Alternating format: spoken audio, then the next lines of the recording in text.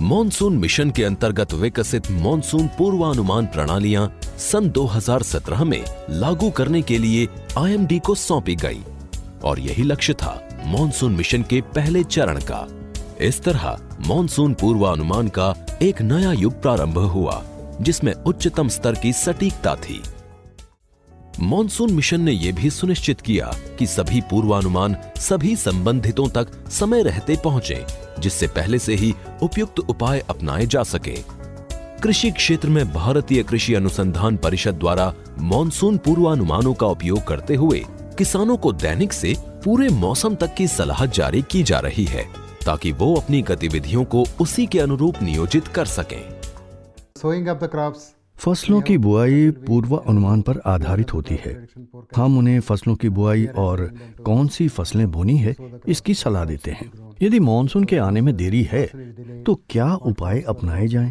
कौन सी फसलें बोनी है, फसलों की कौन कौन सी किस्में उगानी है, इससे मदद मिलती है। फसल के दौरान भी कृषि क्रियाओं के बारे में सलाह देते हैं, जैसे किसी को उर्वरक देना है और भारी बारिश का पूर्वानुमान है तो हम इसी पूर्वानुमान के अनुसार सलाह देते हैं और बताते हैं कि उसे इस समय उर्वरक नहीं देना चाहिए। कटाई के समय भी यदि भारी वर्षा का पूर्वानुमान है तो हम किसानों को कटाई नहीं करने की सलाह देते हैं। इस प्रयास को नए लक्ष्यों के साथ जारी रखने के लिए पृथ्वी विज्ञान मंत्रालय ने मॉनसून मिशन चरण 2 लागू किया, जो वर्ष 2017 से 2020 के 3 वर्षों के लिए है। नए चरण में विकट मौसम के पूर्वानुमानों और मॉनसून पूर्वानुमान पर आधारित एप्लीकेशंस के विकास पर अधिक जोर दिया जा रहा है। हमें पता है कि जलवायु बदल रही है और आज हर कोई ग्लोबल वार्मिंग के बारे में जानता है और इससे प्रभावित भी है।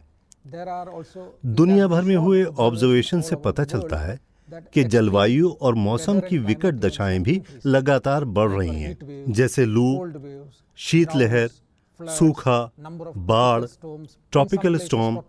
इनकी तीव्रता बढ़ रही है और इनकी संख्या बढ़ रही है और कुछ अन्य जगहों पर कम भी हो रही है। तो मॉनसून मिशन ने इन दशाओं से निपटने के लिए हमें अवसर दिया है। बहुत जल्दी वैज्ञानिक विशिष्ट क्षेत्रों के लिए विशिष्ट पूर्वानुमान जारी करने में समर्थ होंगे। मॉडलिंग फ्रेमवर्क में सुधार होने से हमने नई सेवाएं शुरू की हैं, जैसे लू की चेतावनी। पिछले 3 वर्षों से हम मार्च के महीने में अप्रैल से जून के महीनों के लिए तापमान और लू की दशाओं के बारे में पूरे देश के लिए पूर्वानुमान जारी करते हैं।